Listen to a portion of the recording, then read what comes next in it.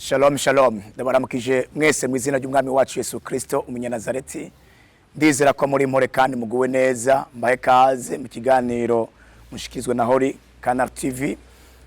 Imbere ko dusangira amajambo y'Imana, dusenga Imana. Mucunguzi wacu Yesu Kristo turagushimiye kugira neza kwawe, turagushimiye kuri Imana ikomeye, uri Imana uhambaye, uragororotse witwa ndiho. Tugushimiye kino gitondo kidasanzwe uduhaye nuhabwa icubahiro. No tukweretsira ijambo ryawe reka rishikire mu muntu wese aje kuryumva mu izina rya Kristo rimugirire kimazi. Dufashe mireme gabo y'ikuzimu ku bugingo bwabo, ariko turavuze ngo riherekereshe ubushobozi maze uryumva wese umugirire neza. Urakoze kuvyumvise mu izina ry'umwami wacu Yesu. Amen. Inshuti bakundwa, dusangiye ikiganiro, bahe kaze dusangira amajambo y'Imana aboneka mu cete cya kabiri Paulo yandikiye abikorino ibice 10. Dusome amajambo y'Imana. Abikorino bakabiri ibice 10 havuga ngo Paulo yerekana ubushobozi bwiwe ko buva ku Mana. Jewe Paulo ubwanje ndabinginga kubwo ubugwaneza n'ineza vya Kristo. Jewe umuntu aciye bugufi muri mwebwe imbere yanyu, arikiye tutari kumwe ndabubahuka. Nuko ndabinginga kugira ngo nitwaba kumwe sinzorinde kububahuka nkuko niteguye kuzobubahuka nshize ubwoba bamwe batavyiyumviriye ko tugenda dukurikira ivyo akameremere kacu.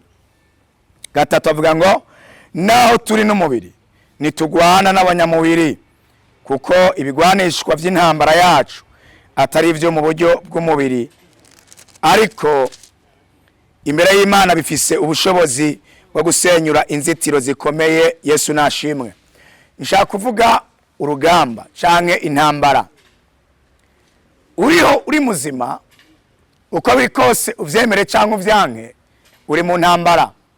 Paulo avuga uburyo tugwana nk'abizera, avuga uburyo umuntu akwiye kugwana intambara nk'umuntu w'Imana.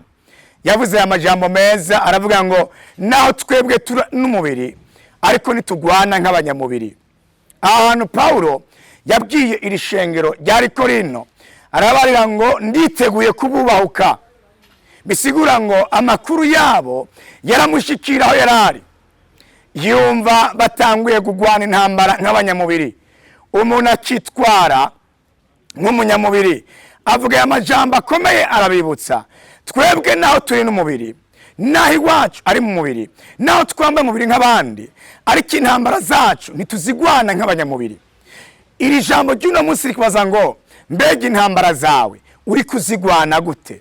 Mbega intambara zanje ndiko ndazigwana gute? Mbega ibibazo wisangamwo ni gute ubikemura mu buzima bwawe? Paulo ariko avuga aya majambo, yarabona neza ko abantu iyo bashikiwe n'ibibazo, iyo bashikiwe n'intambara, mu kwikura muri ivyo bibazo babicumuriramwo, bagasanga bakoze ibyo batategerezwa gukora. Njuti mukundwa, muvandimwe uri kuranyumviriza, nawe ushobora kubura ahantu mu bibazo runaka, mu ntambara runaka, aho utabona imbere n'inyuma. Ariko ngira nkwibarize, mbega inzira zo gutabagwa zawe, amaso yawe ariko kwerekeza he? Ushobora kuba uri mu bukene, ushobora kutabona imbere n'inyuma, ariko nagira nkubwire, benshi nabonye hari abantu bakora ibidakorwa kugira ngo vy'ukuri barabe ko bashobora kuva mu bibazo bafise. Reka ndabakarorero, iyo bishitse akaba ari abanyeshure, iyo bize bakananirwa, twumvise ko hari ngo bange bashobora bishoboka ko baja mu ngeso mbi, ugasanga vy'ukuri umunyeshure ageze ku rwego ashobora kuryamana n'umwigisha amwigisha kugira ngo ashobore kuronka amanota, ashobora kunguruzwa. Ariko nagira nkwibarize nk'umukristo, nk'umuntu yakijijwe, mbega wewe bigushikiye uvyitwaramo gute? Mbega intambara zawe uzigwana gute? Mbega ubukene bwaguteye? Nabonye hari abantu iyo bakenye, hari abasambana batari gusambana, hari abiba batari kwiba, hari abaja mu bibanza runaka batari kujamwo, hari abugurura imiryango batari kugurura, kubera ko bari mu ntambara z'ubukene. Ariko nagira nkwibarize nk'umukristo, iyo bishitse ukaba uri mu ntambara, mbega ingorane zawe uzitorera inyishu gute? Paulo ababwira aya majambo, arayerura, aravuga ngo umviriza, mwibuke ko naho muri n'umubiri dusonza nk'abandi, tugomba ivyambarwa nk'abandi, tugomba inzu tubamwo nk'abandi, ariko twebwe intambara zacu ntituzigwana nk'abanyamubiri. Nshuti mukundwa, nagira nkubwire ngo abizeye Kristo intambara zacu tuzigwanira ku mavi no gukoresha ayacu maboko. biraryoshe cyane, n'ivy'igiciro. Iyo umuntu yambitse impunzu yabiriye yashu, yabiriye indugumba, n'ivy'igiciro kidasanzwe. Iyo umuntu aba mu nzu, iyo nzu yiwe akaba yayikoreye n'amaboko yiwe, n'ivy'igiciro. Aho umuntu anyonga umuduga, uwo muduga akaba yawukuye mu maboko yiwe. Abwira aya majambo arabibutsa, ntidukore nk'uko abanyamahanga bakora. Abanyamahanga bicira inzira za hagufi. Nagira ngo mbwire ngo hari abanyonga imiduga basumbwa n'abagenda n'amaguru, kubera ko ivyo bintu babikuye ahantu bakoresheje imibiri yabo, bamwe baridandaje. Ariko arabibutsa, arababwira ngo bene da, ndababwire turi mu ntambara, ariko ndabibutsa intambara zacu si iz'abanyamubiri. Uhoraho kugirire neza nshuti mukundwa.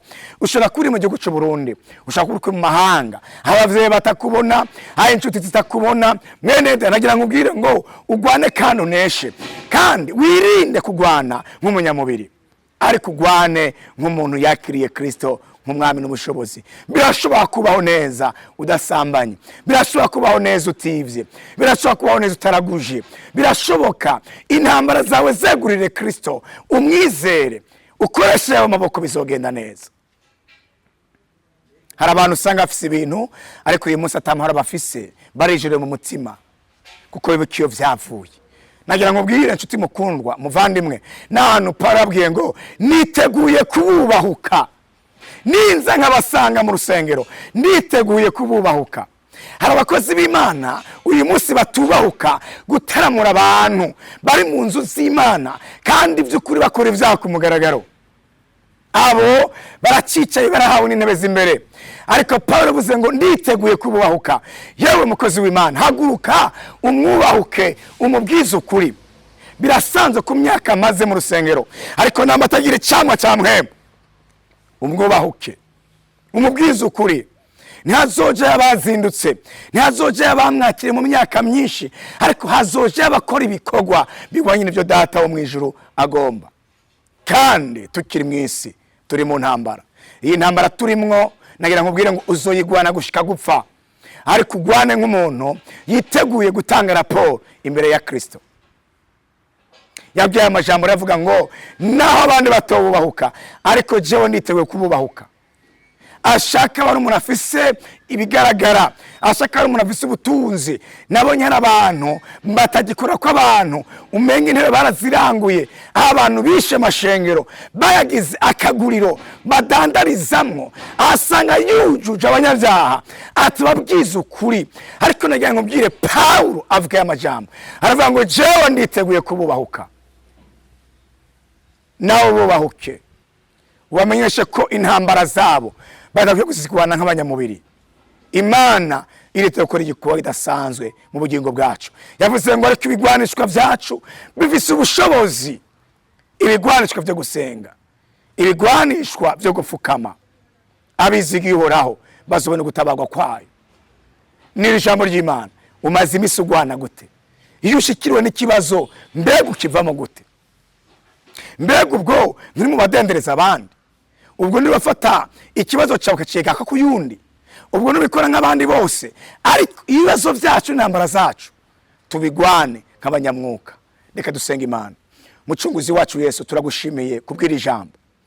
Turaseze muri kino gitondo mu izina rya Kristo, uduhe kugwana, ariko turinde kugwana mu mubiri. Mu izina rya Kristo, intambara zacu uduhe kuzigwana nk'abantu bakijijwe, udugira umwifato muzima mu buzima bwacu. Mana uzobukoze, dufashe mirimo igabo y'ikuzimu ku bugingo bwabo, ibitera gukora ibyo badakora, kubera ko bisaga muri situation iteye ubwoba. Ariko turabasengeye muri ibyo bihe nyene, ubabere Imana, ubabere umutabazi, uzobukoze. Urakoze kubikoze mu izina ry'Umwami wacu Yesu, amen. Yesu Mwami abaho umugisha.